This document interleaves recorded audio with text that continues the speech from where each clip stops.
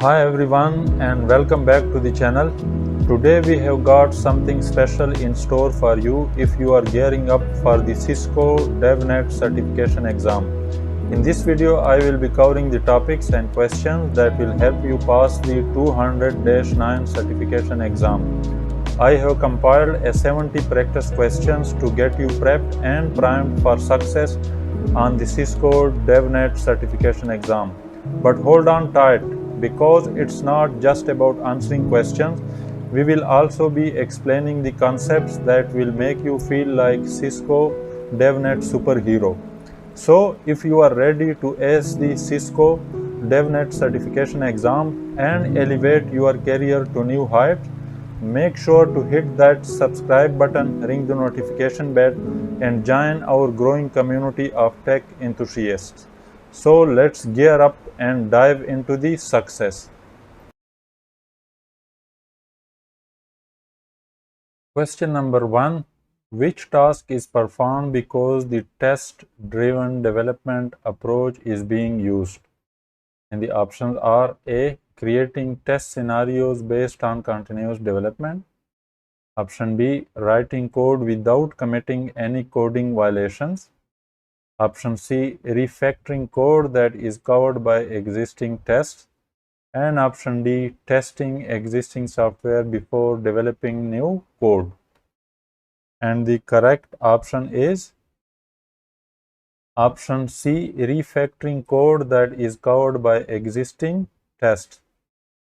So in test-driven development, tests are written before the code, and the code is continuously refactored to improve its structure and quality while ensuring that it still passes the test. This approach allows developers to confidently refactor code, knowing that any changes that break the existing functionality will be caught by the tests. Question number 2. Which two concepts described test-driven development? We have to choose two options, and the options are A. User acceptance testers develop the test requirements. Option B. It enables code refactoring. Option C. Tests are created when code is ready for release. Option D. Implementation is driven by incremental testing of released candidates. And option E, write a test before writing code. And the correct options are option B, it enables code refactoring, and option E, write a test before writing code. So test-driven development is a software development approach where tests are written before the code that needs to pass those tests. This approach allows for better design, cleaner code, and facilitates easier refactoring of the code base. Let's move forward to question number 3. What is the first development task in the test-driven development? And the options are A. Write code that implements a desired function. B. Write a failing test case for a desired function. C. Reverse engineer the code for a desired function. And option D, write a passing test case for existing code. And the correct option is option B, write a failing test case for a desired function. So again, in test-driven development, you begin by writing a test that defines a new function or improvement. This test is initially failing because the function it tests has not yet been implemented. The next steps are to write the minimum amount of code necessary to pass the test and then refactor the code to meet acceptable standards. Question number 4. In test-driven development, what are two of the green bar patterns? Choose two options, and the options are A. Another test, B. Break, C. Triangulate, D. Starter test, and E. Fake it. And the correct options are option C, triangulate, and option E, fake it. So green bar patterns refer to strategies used to get tests to pass, that is, turn green. Another test involves adding another test case to continue driving the development. Fake it involves writing just enough code to make the test pass, often with hard-coded values to get to the green bar quickly before refactoring. Question number 5. In test-driven development model, what is changed after a test fails? And the options are A. Schedule, B. Project requirements, C. Code, and D. Test. And the correct option is option C.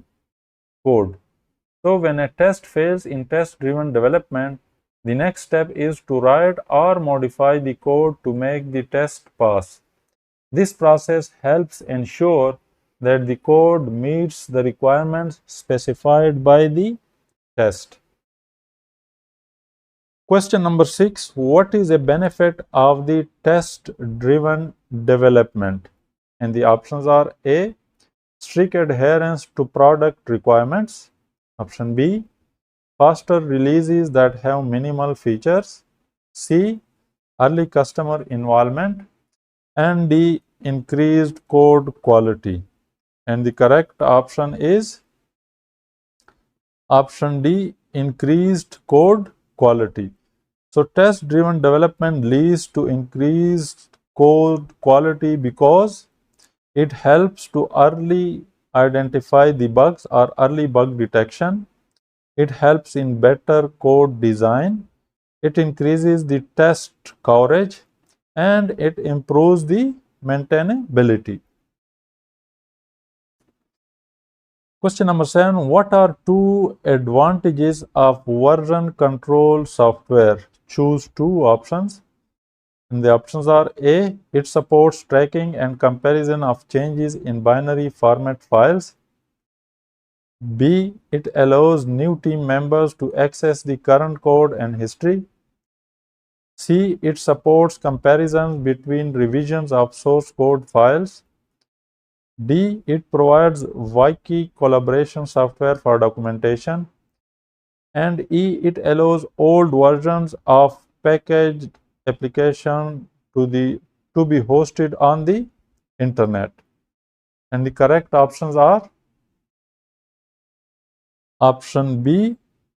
It allows new team members to access current code and history. And option C. It supports comparison between revisions of source code files. So B and C are the two correct options. So version control systems VCS like Git enable tracking of changes, collaboration among team members, and comparison of different revisions of source code files, making it easier to manage and maintain the code base over time. So that's the benefit of version control software. Question number 8. What is an advantage again of a version control system? And again the options are A. Facilitates resolving conflicts when merging code. B. Ensures that unit tests are written. C. Prevents overwriting code or configuration files. And D. Forces the practice of trunk-based development. And the correct option is option A. The version control system facilitates resolving conflicts when merging code. So this is a key advantage of version control systems. When multiple developers work on the same code base, conflicts can arise. Version control systems provide tools and mechanisms to help resolve these conflicts efficiently. Question number 9. When a Cisco IOS XC networking device is configured using REST-conf, what is the default data encoding method? And the options are A. JSON, B. YAML, C. XML, and D. XFORM encoding. And the correct option is option A, JSON. So REST-conf primarily uses JSON as the default data encoding method for sending and receiving data. JSON is favored for its lightweight format and ease of use, making it a popular choice for RESTful APIs and configuration tasks in networking devices. Question number 10. Which two statements about JSON and XMLs are true? Choose two options. And the options are A. The syntax of JSON contains tags, elements, and attributes. Option B. XML objects are collections of key value pairs. Option C. JSON objects are collections of key value pairs.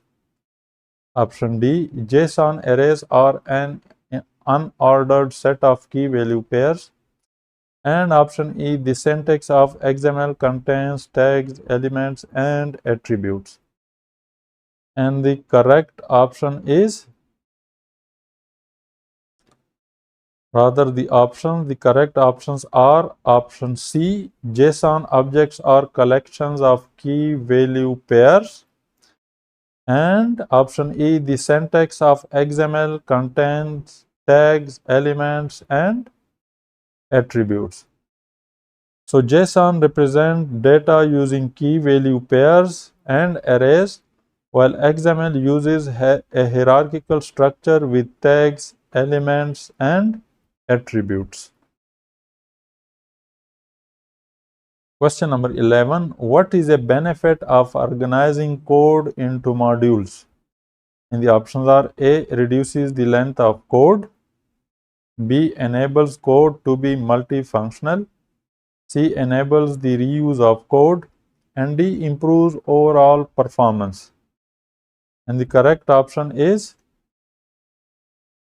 option C. Enables the reuse of code. So that is the benefit of using or organizing the code into modules.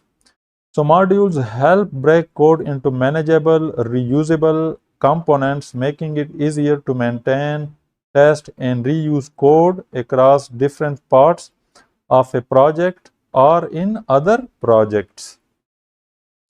Question number 12. Which action does git command git merge allow the developer to perform?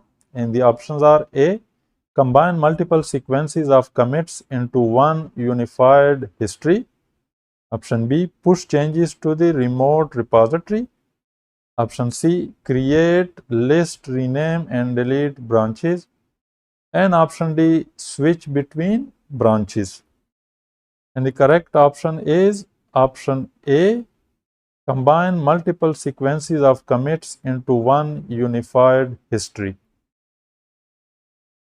So the git merge commands integrates changes from one branch into another, combining the commit histories of the branches involved.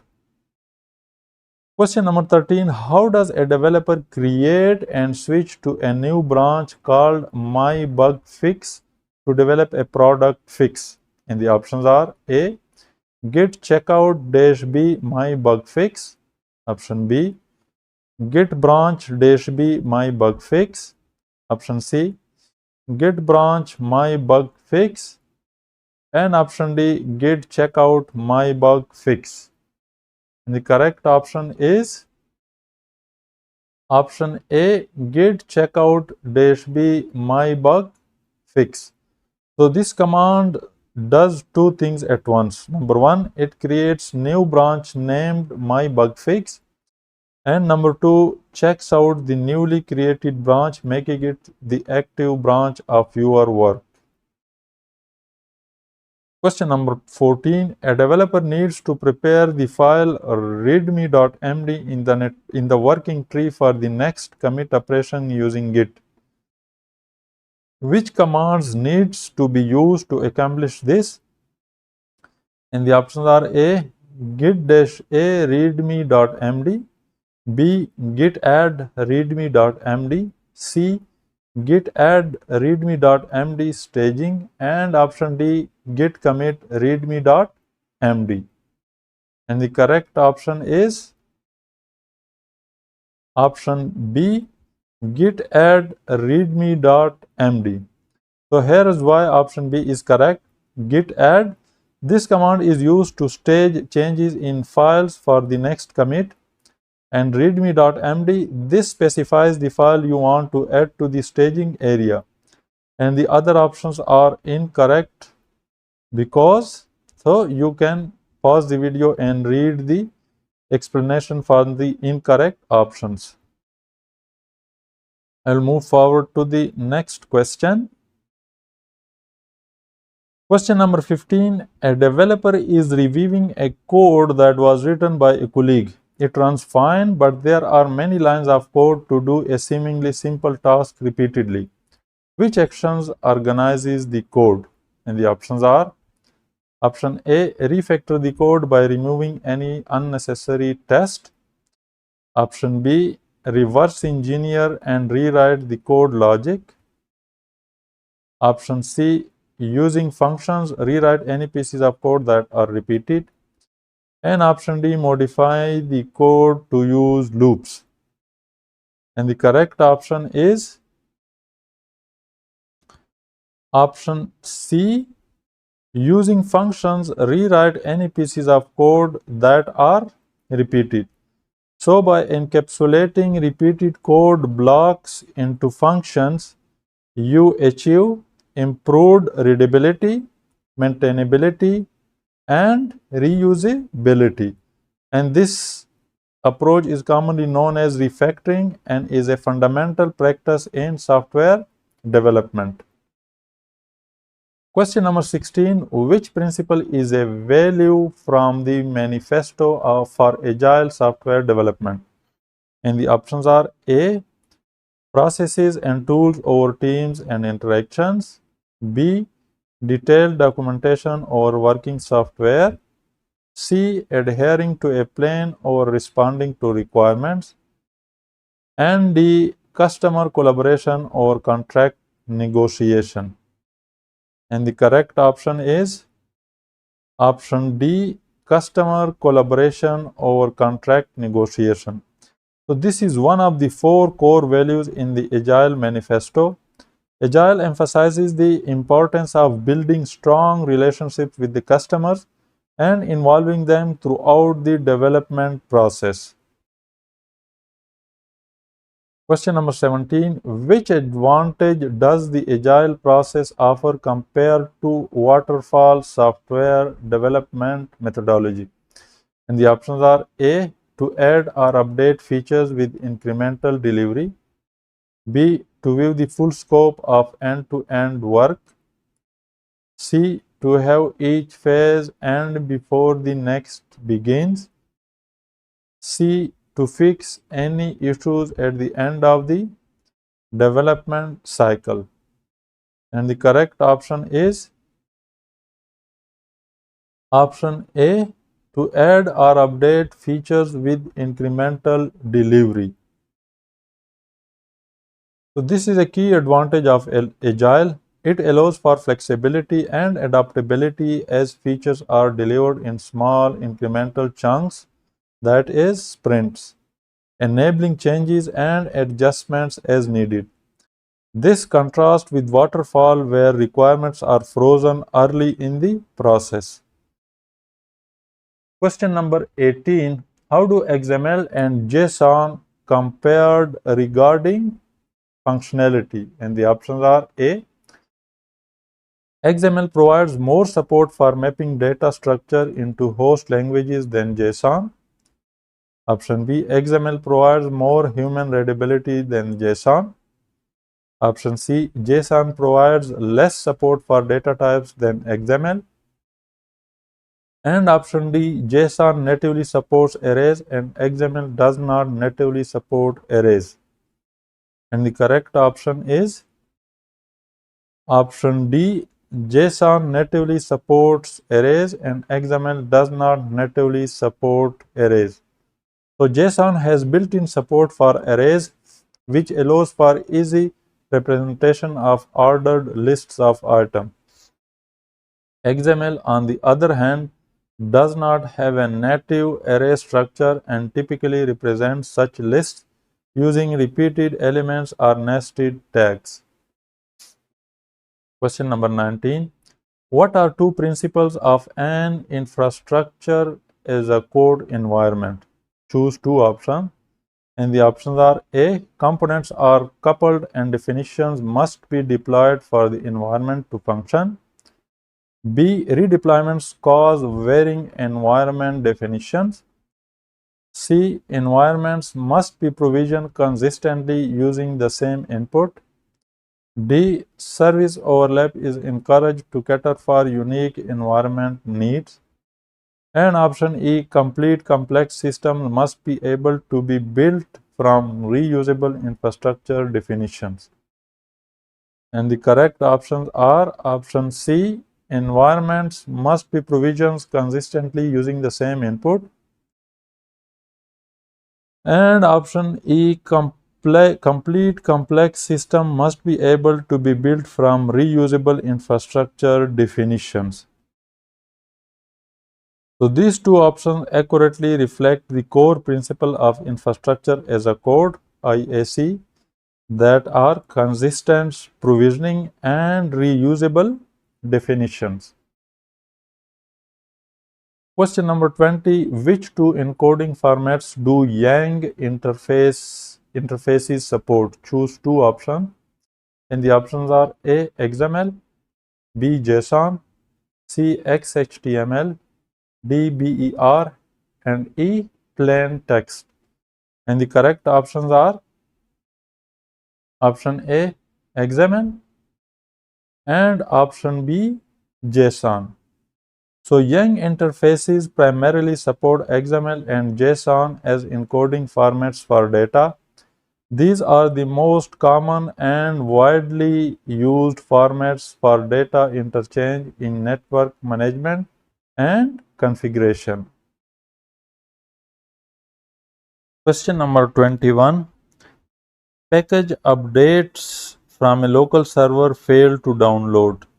However, the same updates work when a much slower external repository is used. Why are local updates failing? And the options are A. The server is running out of disk space. Option B. The internet connection is too slow. Option C. The internet is down at the moment, which causes the local server to not be able to respond. And option D. The update utility is trying to use a proxy to access the internal resource. And the correct option is option D. The update utility is trying to use a proxy to access the internal resource. So, reasoning. The server is running out of disk space. This is unlikely because the updates work from an external repository indicating sufficient space on the local server. Option B. The internet connection is too slow. This is contradicted by the fact that the external slower repository works. C. The internet is down. If the internet were down, neither the local nor external repository would work. The update utility is trying to use a proxy. This is the most probable cause. A proxy configuration might be interfering with the local server access but not the external one. What is a functionality of the waterfall method as compared to the agile method for software development? And the options are A. Waterfall increases agility to implement faster while agile promotes reliability. Option B. A phase begins after the previous phase has ended in the waterfall while agile phases run in parallel. Option C. Customers get feedback during the process in waterfall while they can see the result at the end in agile. And option D. Requirements can be updated in waterfall while in agile it should be gathered in the beginning. And the correct option is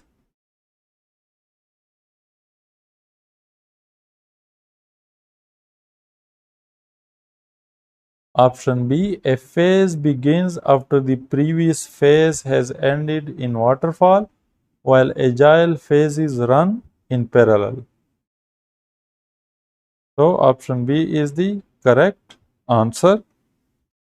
And let me display the explanation. In the waterfall method, the development process is linear and sequential, with each phase such as requirements gathering, design, implementation, testing, and maintenance beginning only after the previous phase has been completed. In contrast, the agile method promotes iterative development where different phases can run in parallel, allowing for more flexibility and adaptability throughout the project life cycle. Question number 23. What is the benefit of using functions in the code for the development process? And the options are A. Better user experience in the end product. Option B. Improves code performance. Option C. Easier to compile the code. And option D. Faster code development. And the correct option is option D. Faster code development. So using functions in code helps in faster code development because of the reliability, modularity, debugging and maintenance, and the collaboration. Question number 24. A file that already exists in a local repository is updated. Which command must be executed to ensure that the changes in the file are included in the next Git commit? And the options are A. Git update, B. Git merge, C. Git add, and D. Git rebase. And the correct option is option C. Git add. So here is a breakdown of why git add is the correct option. Git add, this command stages the changes in the file, preparing it to be included in the next commit, git commit. This command actually creates the commit with the staged changes. Git merge, this command combines changes from one branch into another. And git update, there is no such command in Git. Question number 25. Into which type of Python data structure should common data formats be parsed? And the options are A. Sequence, B. Set, C. Dictionary, and D. List. And the correct option is option C. Dictionary. So the answer is C. Full disk. So this is the wrong explanation. So we will just have to go with the correct answer only, since we don't have the explanation for this particular answer. So let's move forward to the next question. Question number 26. What is a comparison of YAML and JSON?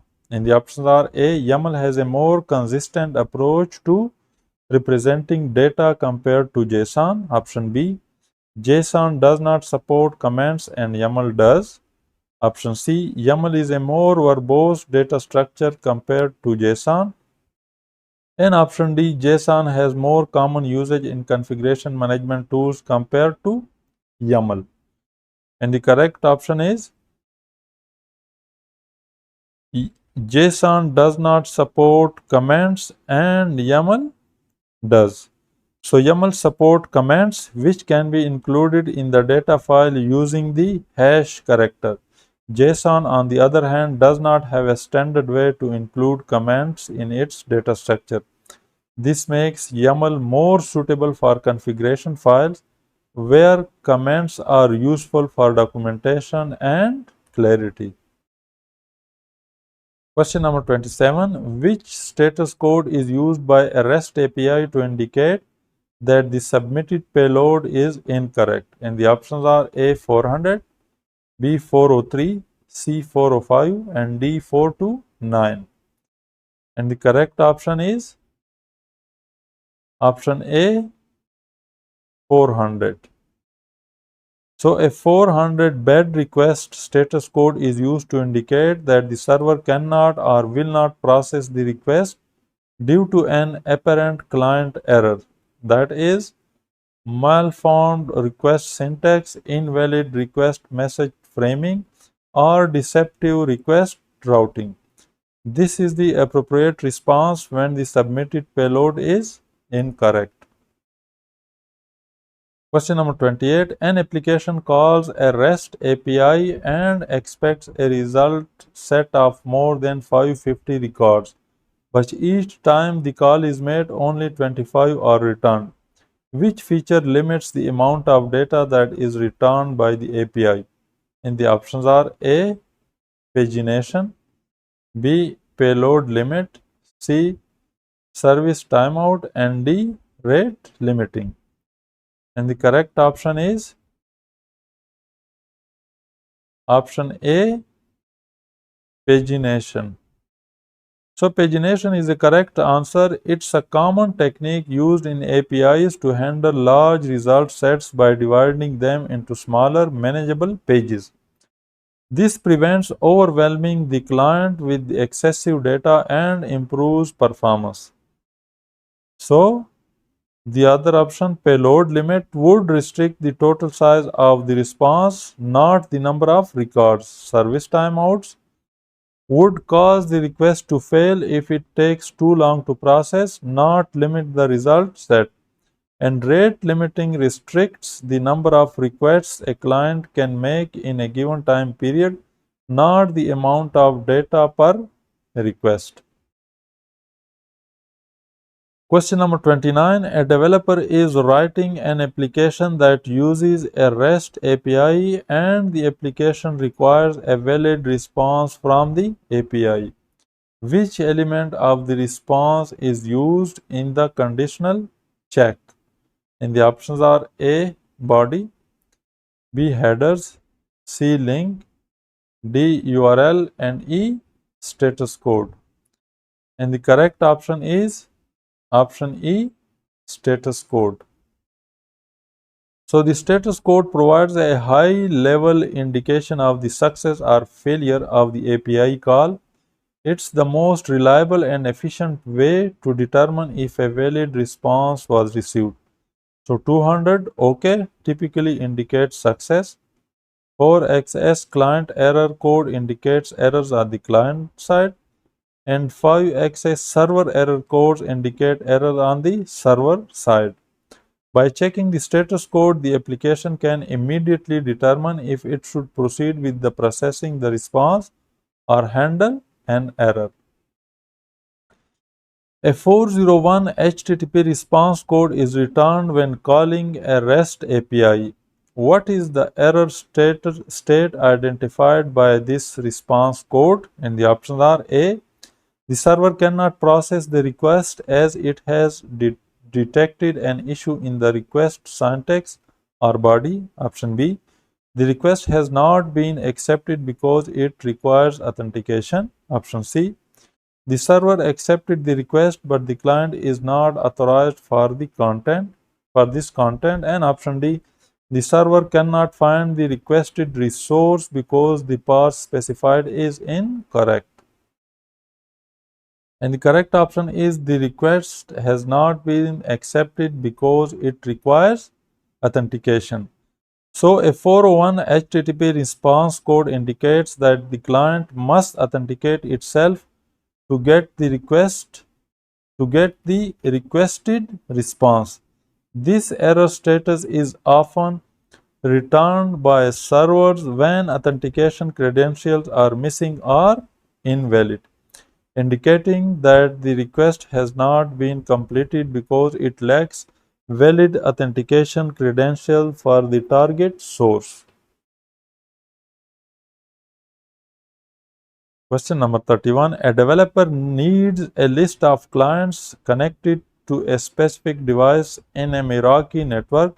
After making a REST API call, the developer receives an unfamiliar response code.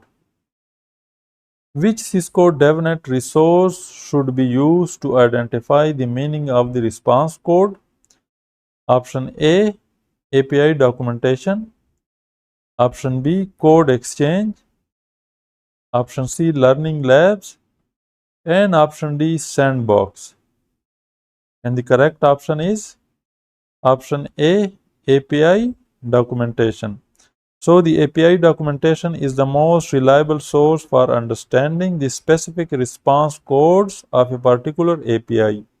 It will provide detailed explanation of each code and its implications. Question number 32. A developer is trying to retrieve data over a REST API. The API server responds with an HTTP client error response code. After investigating the response, the developer realizes the code has a retry after header. What is the root cause of this error? And the options are A. An appliance limited the rate of request to the transport layer. Option B. The REST server is unreachable at the time of the REST request. Option C. Too many requests were sent to the REST service in a given amount of time. And option D. An appliance limited the rate of requests to the application layer. And the correct option is option C. Too many requests were sent to the REST service in a given amount of time. So when a REST API server responds with an HTTP client error response code that indicates a retry after header, it typically indicates that the client has sent too many requests in a given amount of time and the server is asking the client to wait before making further requests. This is often associated with the HTTP status code 429, too many requests. The retry after header provides the time period that the client should wait before retrying the request. Question number 33. Which action resolves a 401 error in response to an HTTP GET that is issued to retrieve a configuration statement using RESTconf on a CSR 1000V? And the options are A. Change the HTTP method to put. Option B. Check the MIME types in the HTTP headers. Option C. Change the transport protocol to HTTPS. And option D. Check the authentication credential. And the correct option is option D. Check the authentication credential. So a 401 error indicates that the request requires valid authentication credential. To resolve this error when retrieving a configuration statement using RESTconf on a CSR 1000V, you should check and ensure that the authentication credentials such as username and password or token provided in the request are correct and have the necessary permissions to access the resource. Question number 34. Which HTTP response status code means forbidden? And the options are A 500, B 401, C 403 and D 502. And the correct option is option C 403. So a 403 forbidden response code indicates that the server understands the request but refuses to authorize it. This is a different from a 401 unauthorized error where the client is not authenticated. Question number 35. Which HTTP response code should be returned when the request is completed but there is no content to send for the request? And the options are A 100, B 204, C 302 and D 402. And the correct option is option B 204. So a 204 no content response code indicates that the server has successfully fulfilled the request and that there is no additional content to send in the response payload body. This is the correct response when the request is completed but there is no content to return. Question number 36. What are two use cases where webhooks are effective? Choose two options, and the options are: A. Filter out information from a response to an API call. Option B. Close a session with a web server after specific amount of time. Option C. Inform a previously defined chat channel after a deployment fails. Option D. Send an email to a customer of an online store after payment is complete. And option E, change the response format or content type of an API call. And the correct options are option C, inform a previously defined chat channel after a deployment fails, and send an email to a customer of an online store after the payment is complete. So option C, inform a previously defined chat channel after a deployment fail. Webhooks can be used to notify a chat application or channel about specific events such as a deployment failure by sending a post request to a predefined URL. And option D, send an email to a customer of an online store after payment is complete. Webhooks can trigger actions such as sending an email to a customer once a payment is processed, by sending data to an email service provider or backend system. Webhooks are generally used to notify external systems or services about events in real time rather than directly interacting with the data or format of API calls.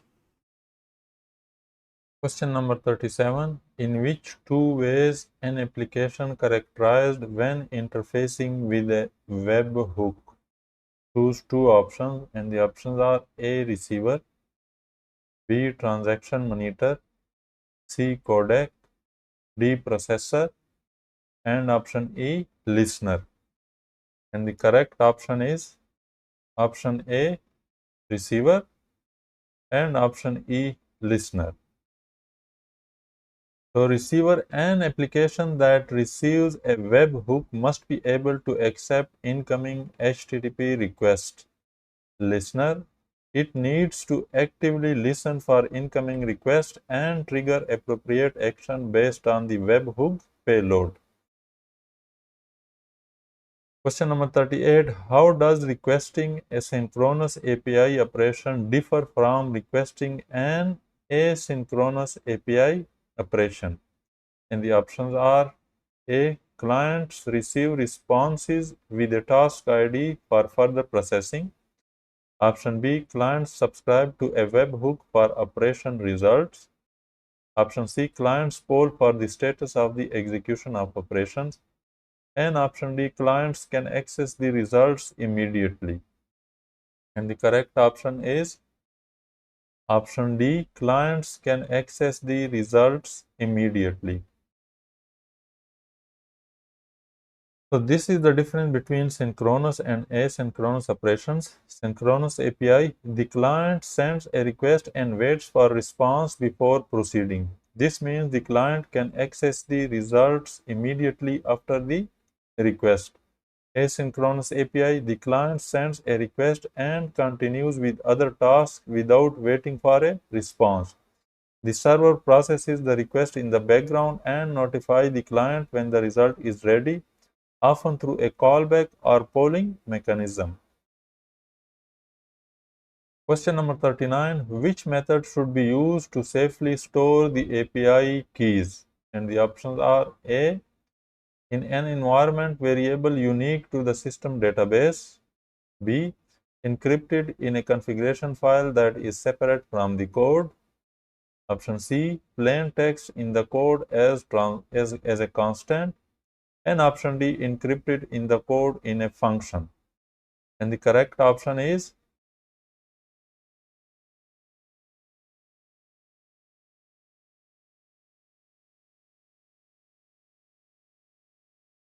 So the correct option is option B, encrypted in a configuration file that is separate from the code. And here is why. This is a more secure option for storing APIs. Here is why. Separate from the code, prevents accidental exposure of the keys when sharing code that is on GitHub. Encrypted protects the key from unauthorized access even if the configuration file is compromised.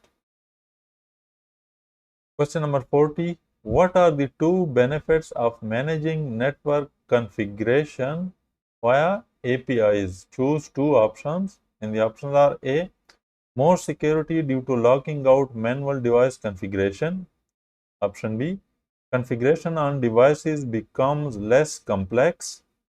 Option C, eliminates the need of legacy management protocols like SNMP. Option D, reduction in network changes performed manually. And option E, increased scalability and consistency of network changes. And the correct options are, we have to choose two options.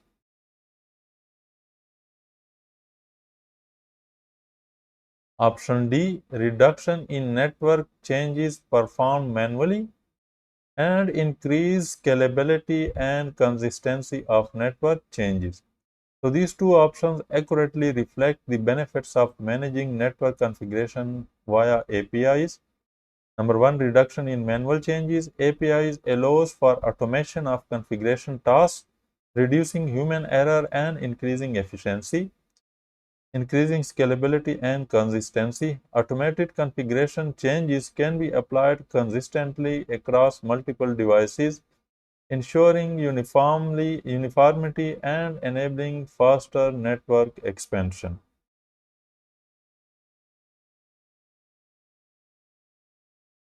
Let's move forward to question number 41.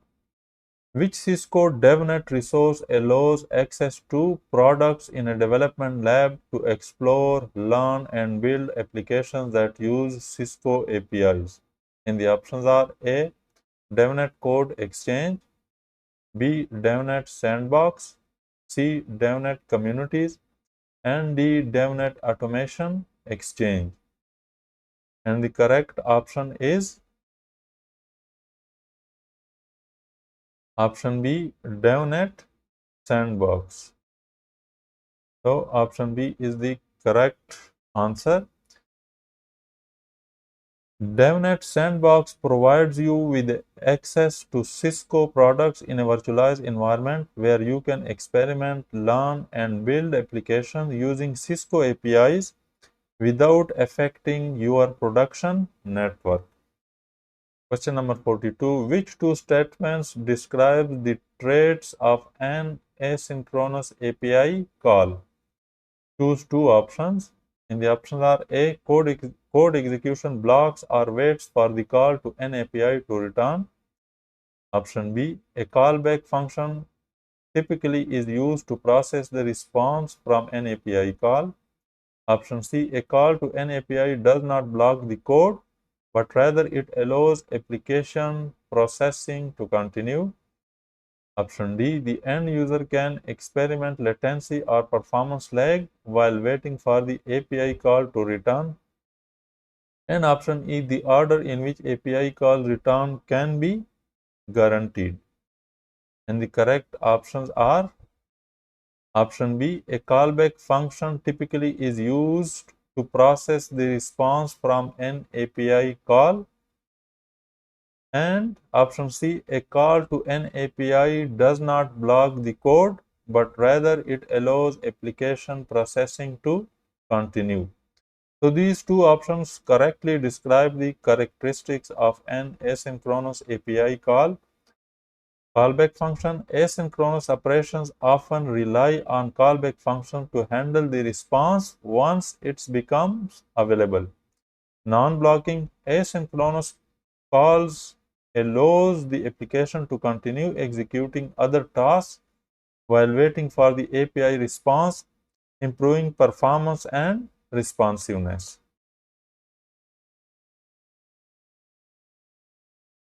Question number 43. Which mechanism is used to consume a RESTful API design when large amounts of data are returned? And the options are A.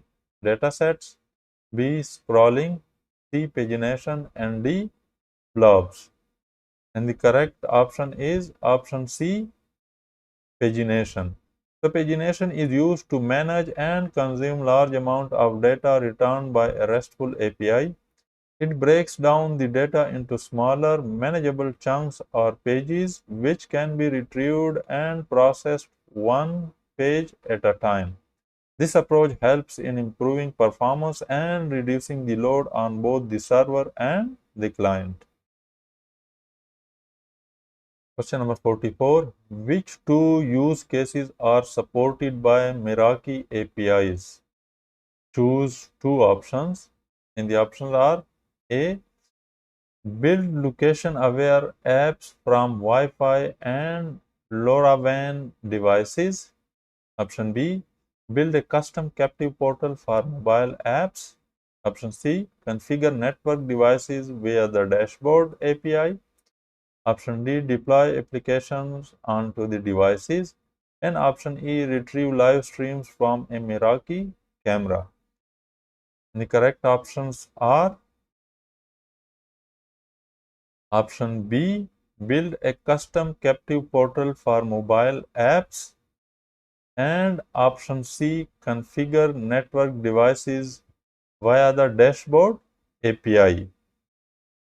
So these are two key use cases supported by Meraki APIs. Number one, configure network devices. The dashboard API allows you to automate network configuration tasks, saving time and reducing errors. And number two, build a custom captive portal.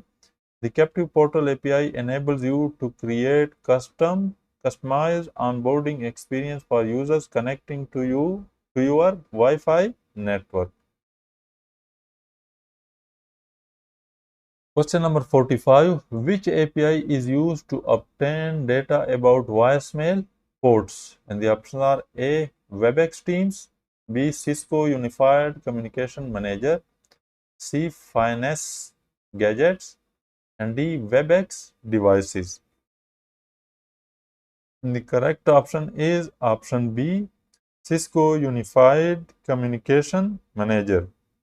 To obtain data about voicemail ports, you would use the Cisco Unified Communication Manager API. This API provides access to various aspects of Cisco Unified Communication Manager system, including information about voicemail ports and other telephony-related data. Question number 46. What is the difference between a synchronous and an asynchronous API? And the options are A. Synchronous API calls require an authentication header to be sent, while asynchronous calls do not require authentication. Option B. Synchronous API calls are returned immediately, while asynchronous calls do not guarantee an immediate response. Option C. Asynchronous API can make offline calls, while synchronous API do not have this capability.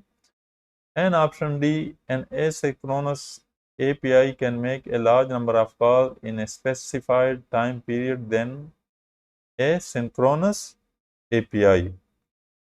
And the correct option is option B. Synchronous API calls are returned immediately, while asynchronous calls do not guarantee an immediate response. So this is the key difference between synchronous and asynchronous API calls. We have already studied this. Synchronous API, the client sends the request and waits for a response before proceeding. The response is immediate. Asynchronous API, the client sends a request and can continue with other tasks while the server processes the request. The response might be delayed and is often handled through callback or polling. Question number 47. In Python, which expression checks whether the script returns a success status code when the request library is used? And the options are A. Response dot status code is equal to request dot status request dot code dot OK. Option B, response dot code is equal to request dot code dot OK. Option C, response dot status code is equal to request dot OK. And option D, response status code is not equal to request dot code dot OK. And the correct option is option A, response dot status underscore code is equal to request dot codes dot OK. So in Python, using the request library request.codes.ok is a convenient way to check for a successful HTTP status code 200. So to check whether the script returns a success status code, you would use Python copy code response.status underscore code is equal to request.codes.ok. This expression checks if the status code of the response is equal to 200, which represent a successful request.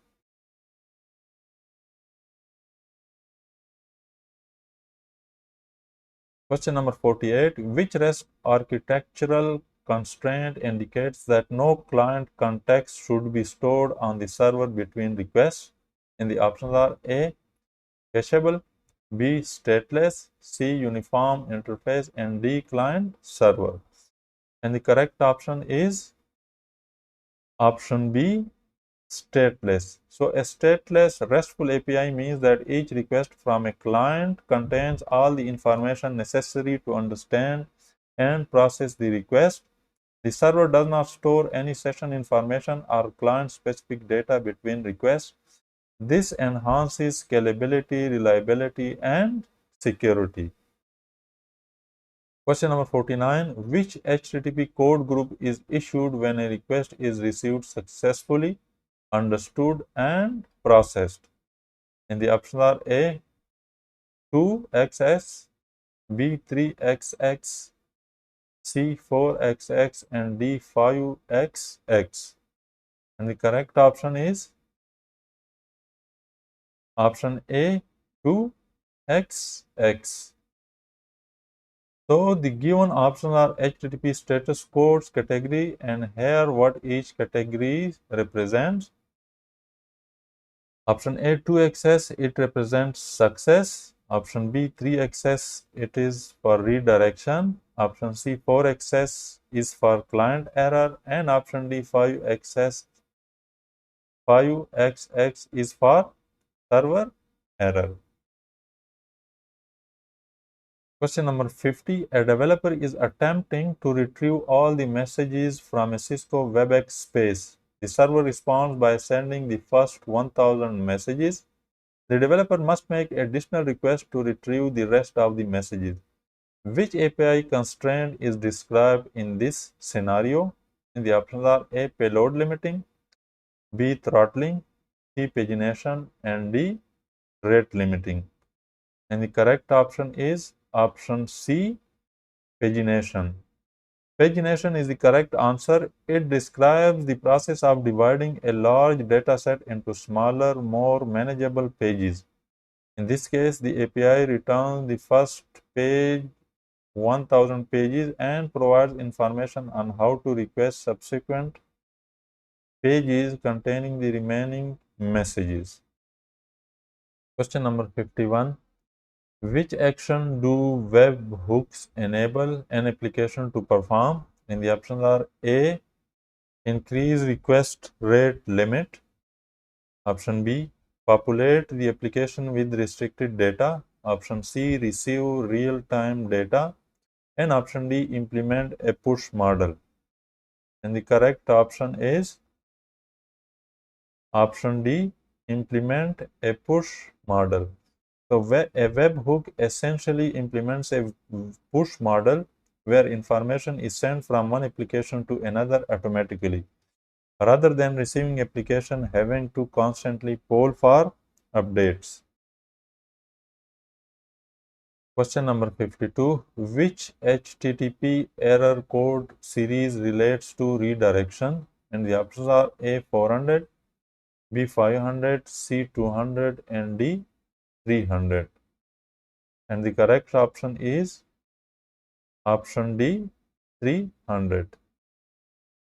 200 is success code, 400 I think client error, and 500 is server error code. So the 300 series of HTTP status code relates to redirection. These codes indicate that the requested resource has been moved to a different location and the client should take additional action to complete the request. Question number 53. Which platform has an API that can be used to obtain a list of vulnerable software on user devices? And the options are A. Cisco Umbrella, B. Cisco Firepower, C. Cisco Identity Services Engine, and option D. Cisco Advanced Malware Protection. And the correct option is option D. Cisco Advanced Malware Protection. So Cisco AMP or Cisco Advanced Malware Protection is designed to identify and protect against advanced threats, including vulnerabilities. Its API can provide detailed information about software on user devices, including vulnerability status.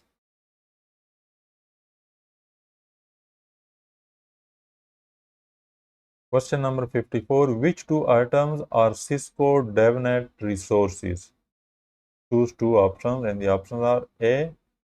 Tech support, B. Software research, C. API documentation, D. Bitbucket, and option E. Sandbox.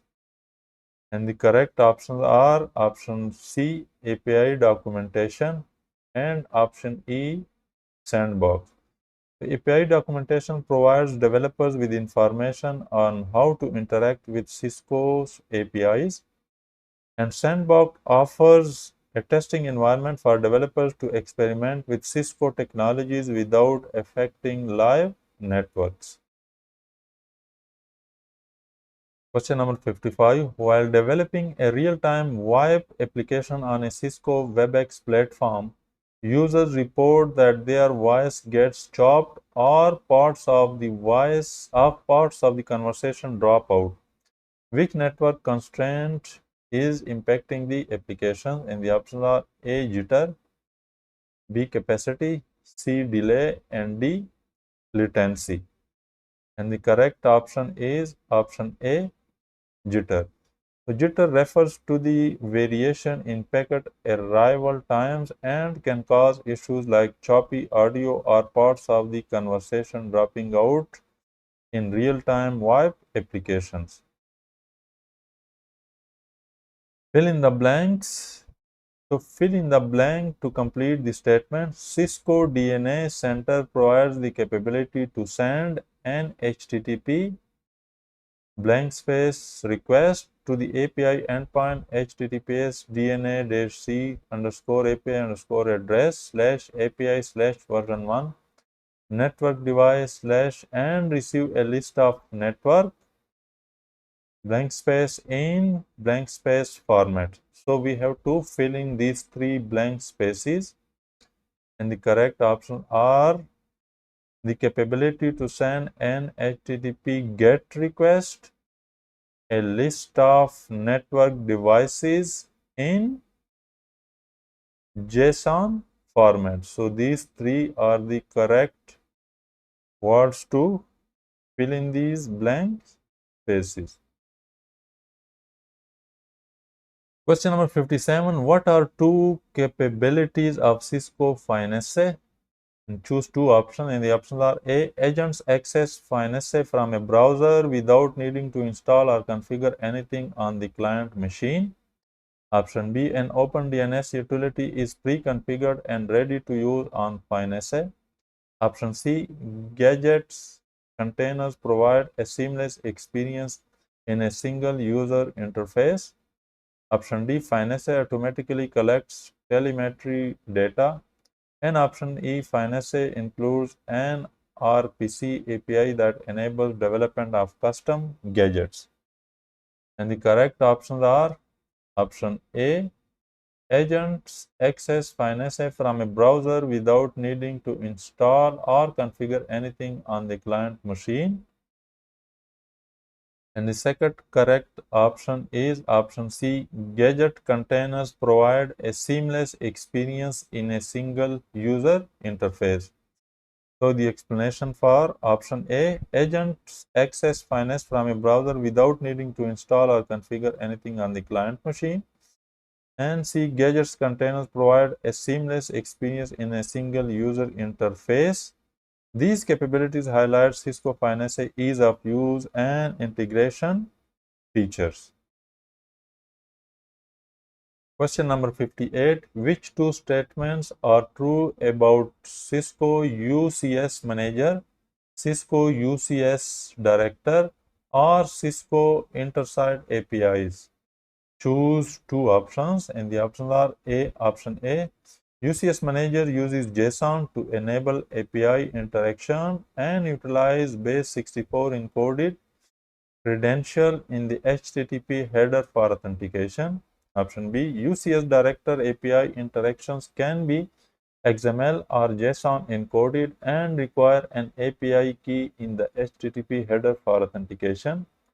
Option C. Cisco Intersite uses XML to encode API interactions and requires an API key pair for authentication.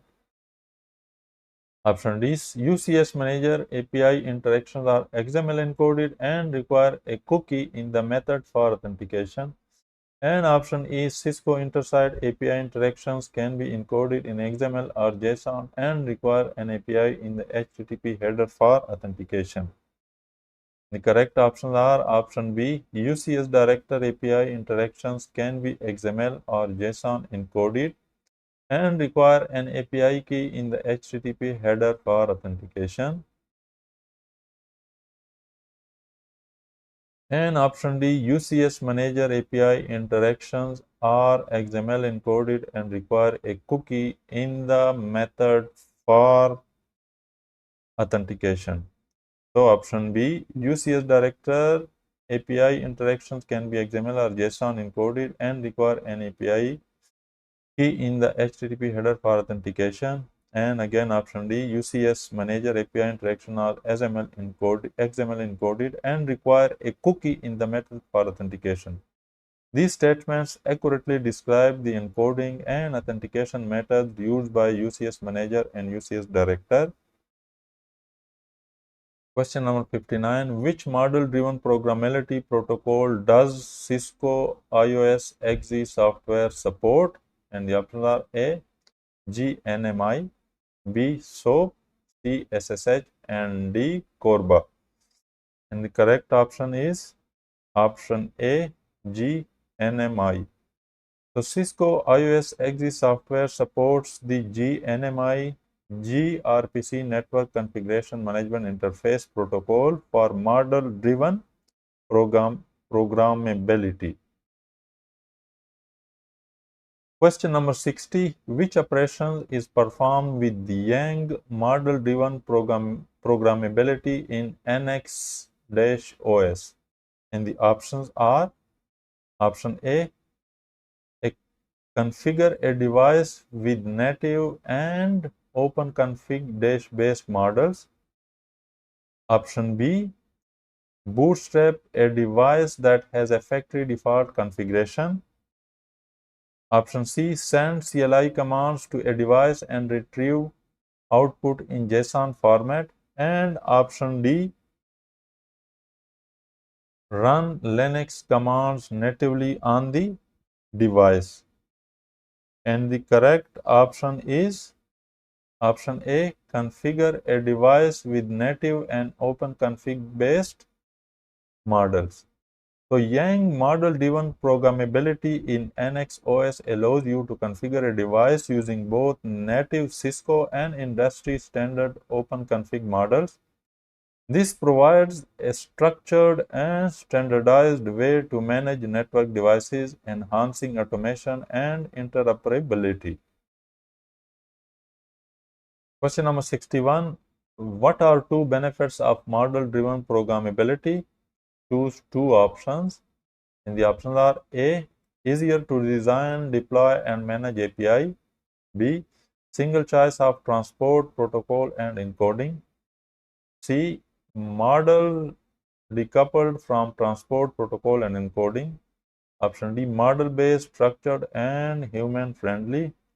And option E. Model-driven APIs for abstraction and simplification. And the correct options are option C. Models decoupled from transport, protocol, and encoding. And option E. Model-driven APIs for abstraction and simplification. So these two key benefits of model-driven, these are the two key benefits of model-driven programmability. Models decoupled from transport, protocol, and encoding. You can further read the explanation. And model-driven APIs for abstractions and simplification. Question number 62. Which type of HTTP method is used by the Meraki and WebEx teams APIs to send webhooks notifications? And the options are A. HTTP post, B. HTTP get, C. HTTP head, and D. HTTP put. And the correct option is option A. HTTP post. So both Meraki and WebEx Teams APIs typically use the HTTP POST method to send webhook notifications. This method is commonly used to submit data to a specified resource. In the case of webhooks, the data represents the event that has occurred. Question number 63. What is the requirement when authenticating a REST-conf API session with a router that runs Cisco iOS XE software? And the options are A. No authentication is required. B. OAuth must be used. C. A token must be retrieved and the associated string must be embedded in the X-auth-token header. And option D. Basic authentication must be used. And the correct option is option D. Basic authentication must be used. So when authenticating a REST conf API session with a router running Cisco iOS XE software, basic authentication is typically required. Question number 64. Which API must an engineer use to change a net mask on a Cisco iOS XE device? And the options are option A. Meraki, option B. SD-WAN, option C. RESTconf/Yang, and option D. DNAC. And the correct option is option C. RESTconf/Yang.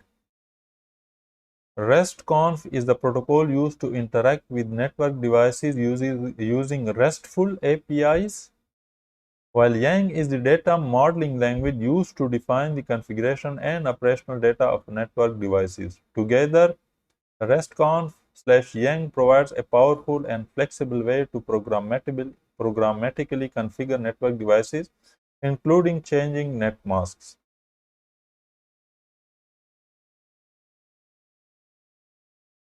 Question number 65. A developer creates a script that configured multiple Cisco iOS XE devices in a corporate infrastructure. The internal test environment is unavailable and no maintenance window is available to test on a low priority production environment.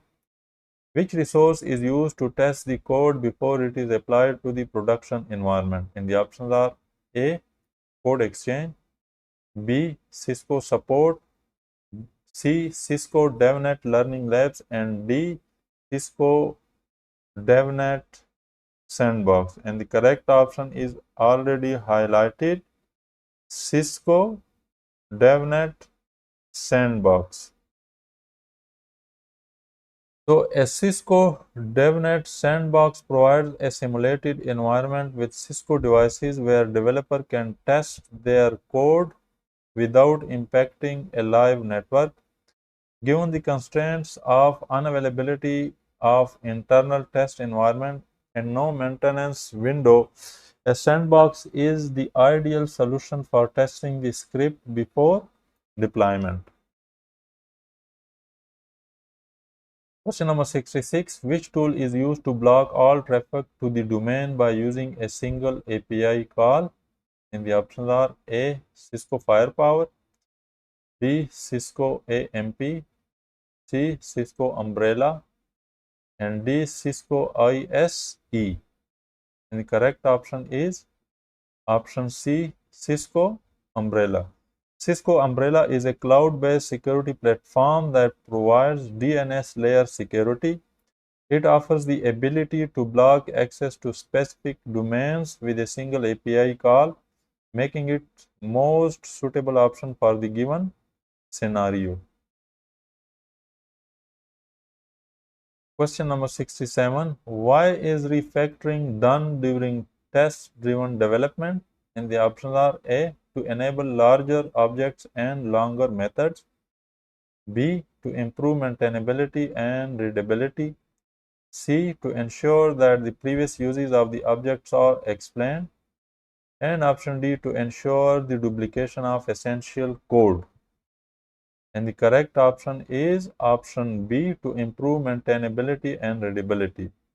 Refactoring during test-driven development is done to improve the maintainability and readability of the code. Question number 68. Which platform is used to programmatically create a space and invite users for collaboration? And the options are A. Cisco InterSite, B. Cisco FineSA, C. Cisco WebEx, and D. Cisco UCM. And the correct option is option C. Cisco WebEx. So Cisco WebEx is the platform that provides the necessary tools and APIs to programmatically create spaces and invite users for collaboration. It offers functionalities for managing spaces, adding members, and configuring collaboration settings. Question number 69. What is the git command to delete a local branch named experiment without a warning? And the options are A. Git branch -rm experiment, B. Git branch -n experiment, C. Git branch -f experiment, and D. Git branch -d experiment. And the correct option is option D. Git branch -d experiment. This command will forcefully delete the local branch named experiment without prompting for confirmation. Important note, use this command with caution as it permanently deletes the branch and its history. Ensure you have no need for branch before proceeding. Question number 70. What is the outcome of executing this command? The command is git clone ssh:/john@example.com/path/2/myproject.git. And the options are A. Creates a local copy of a repository called my project. Option B. Initiates a new Git repository called my project. Option C. Creates a copy of a branch called my project. And option D. Creates a new branch called my project. And the correct option is option A. Creates a local copy of a repository called my project. So here is the breakdown of what the command does. Git clone. This is the git command used to clone an existing remote repository. ssh://john/example.com. This specifies the URL of the remote repository. It uses the SSH protocol to connect to the server example.com with the username John. The path points to the specific Git repository on the server.